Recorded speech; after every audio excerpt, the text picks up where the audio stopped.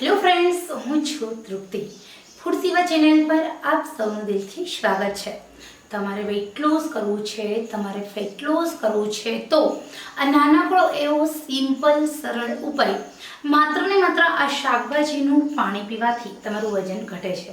અહીંયા તમે ઘણા બધા એવા મને કોમેન્ટ્સ હોય છે કે 40+ પછી અથવા તો વધારે ઉંમર થાય છે એ પછી હાડકાં નબળા પડે છે અને આપણા હાથ પગનું હલનચલન થતું નથી. તો એવા ટાઈમે આપણે વેટ લોસ કરવા માટે શું કરવું જોઈએ, અથવા તો વધતા વજનને અટકાવવા માટે અને જેમ જેમ તમારી ઉંમર થાય છે તો એ ઉંમરની સાથે તમારે કેમ ફિટ રહેવું. તો અહીંયા દરેક સ્ત્રી અને પુરુષ માટે, દરેક પ્રેગ્નન્ટ લેડી માટે, દરેક વર્કિંગ વુમન માટે કે જે પોતાના ખાનપાનમાં ટાઈમ નથી આપી શકતી, એમના માટે જે ડાયટ ટિપ્સ છે હું તમને આપું છું. આ ડાયટ ટિપ્સની મદદથી અને સાથે થોડું અમથું તમે ધ્યાન રાખશો એટલે ખરેખર ઇઝીલી તમારું વેટ લોસ થશે, તમારું ફેટ લોસ થશે અને સાથે ઘણા બધા રીતે તમને ફાયદાકારક થશે. તો સૌથી પહેલાં અહીંયા આપણે થોડા 4 થી 5 નિયમ છે એનું આપણે ધ્યાન રાખીશું. તો પહેલી વાત છે કે જેમ આપણી ઉંમર થશે એમ આપણું પાચન તંત્ર નબળું પડે છે. તો એવા ટાઈમે તમારે તમારા પાચન તંત્રને થોડું સ્ટ્રોંગ રાખવું છે, તમારા પાચન તંત્રને તમારે ફિટ રાખવું છે. તો એના માટે તમારે શું કરવાનું છે? તો તમે જે ખોરાક ખાઓ છો તે વધારે પ્રમાણમાં પ્રવાહી ખોરાક ખાઓ, જેના કારણે તમારા પાચન તંત્રને સ્ટ્રેસ ઓછો પડે છે પચાવવા માટે. બીજું, જેમ તમે પ્રવાહી ખોરાકનું સેવન વધારે કરો છો, જેમ કે ઓરેન્જ જ્યુસ પીવો, નિયમિત રીતે દાડમનું જ્યુસ પીવો. દાડમના જ્યુસની અંદર આયર્ન હોય છે, ઓરેન્જ જ્યુસમાં એન્ટીઓક્સિડન્ટ્સ હોય છે. નિયમિત ગ્રીન જ્યુસ પીવે, પાલકનું જ્યુસ પીવાથી તમને લોહ તત્વ મળે છે. તમારા વાળ, આંખો, સ્કિન, કિડની, ફેફસા, લીવર આ બધાને મેગ્નેશિયમ, પોટેશિયમ મળે છે. સાથે તમે મગનું પાણી પીવો. મગનું પાણી પીવાથી તમારા શરીરની અંદર પ્રોટીન મળે છે, સાથે ડાયટી અને સેલ્યુલોઝ નામનું ફાઇબર મળે છે. તો તમે તમારા ડાયટની અંદર આ એક ટાઈમ નિયમિત રીતે કોઈ પણ કાં મોર્નિંગના ટાઈમમાં કાં ઇવનિંગના ટાઈમમાં પ્રવાહી ફૂડ સામેલ કરો. તો અહીંયા જેમ તમે પ્રવાહી ખોરાક લો છો, એક વખતનું તમે જમો અને એક વખત તમે પ્રવાહી ફૂડ લો. સાંજે દૂધ ખીચડી એકદમ સરસ મજાની સાઈડ કરી આપણે, જેમ આપણા વૃદ્ધ લોકો, આપણા દાદી નાની વખતના સમયમાં જે દૂધ ખીચડી ખાતા, કદાચ સાંજનું ભોજનમાં તમે આપણા જૂના રસ્તે જઈએ, આપણા દાદી નાની વખતના રસ્તે જઈએ. એ લોકોનું સવારે શું કરતા ખબર છે?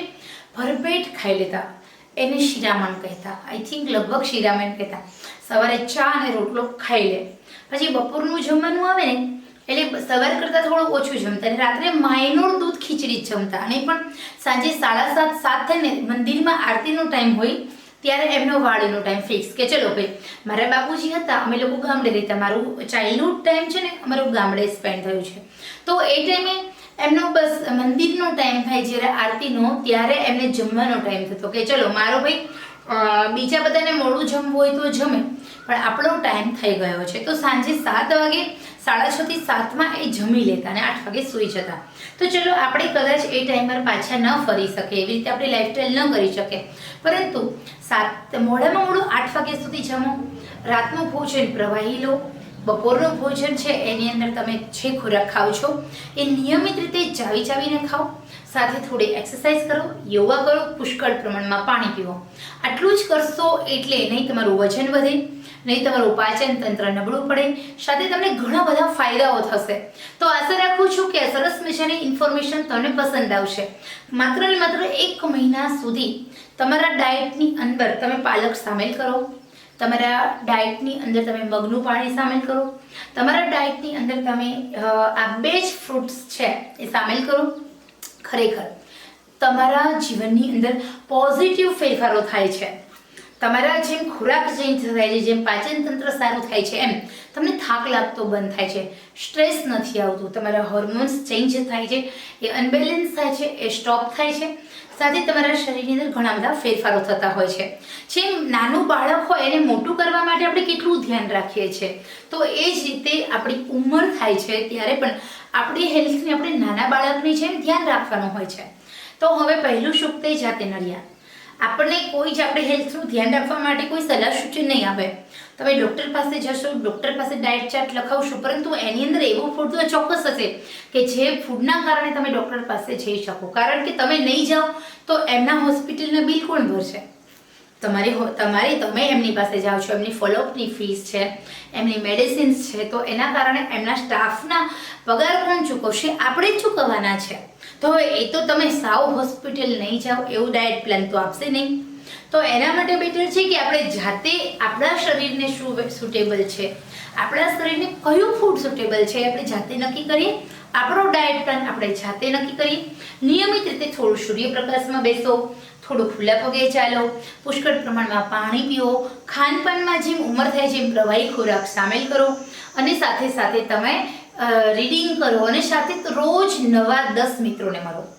કદાચ તમે બહાર ના જઈ શકો તો વિડીયો કોલથી વાત કરો, ચેટ કરો, પરંતુ રોજ તમે પોઝિટિવ થિંકિંગ માટે રોજ નવા મગજની અંદર વિડીયો જે થોટ્સ છે તમારા અપડેટ થાય એના માટે નિયમિત રીતે રોજ કોઈને કોઈ વ્યક્તિને મળવાનું રાખો.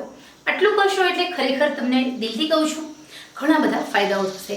વજન ઘટશે, વજન વધતું અટકી જશે, ઉંમર વધતી અટકી જાય છે, અને રિયલી ઘણા બધા ફાયદાઓ થાય છે. તો આશા રાખું છું કે જે લોકોને વજન ઘટાડવું છે એમને ખ્યાલ આવી ગયો હશે કે વજન કયા ઉપાયથી ઘટે છે. તો આટલી ટિપ્સ ફોલો કરો, રૂટીન લાઈફસ્ટાઈલના આ ટિપ્સને ટેવ પાડી દો અને પછી જુઓ. તો આશા રાખું છું કે આપ સૌને આ માહિતી પસંદ આવી હશે. તો મારું જે ફૂડ સેવા ચેનલ છે એ સબસ્ક્રાઈબ ન કરી તો ચોક્કસ કરજો, અને તમે તમારી હેલ્થનું ધ્યાન પણ રાખશો. તો ચલો આપણે ફરી મળીશું નવા જ ઉપયોગી વિડીયો સાથે. ત્યાં સુધી બાય.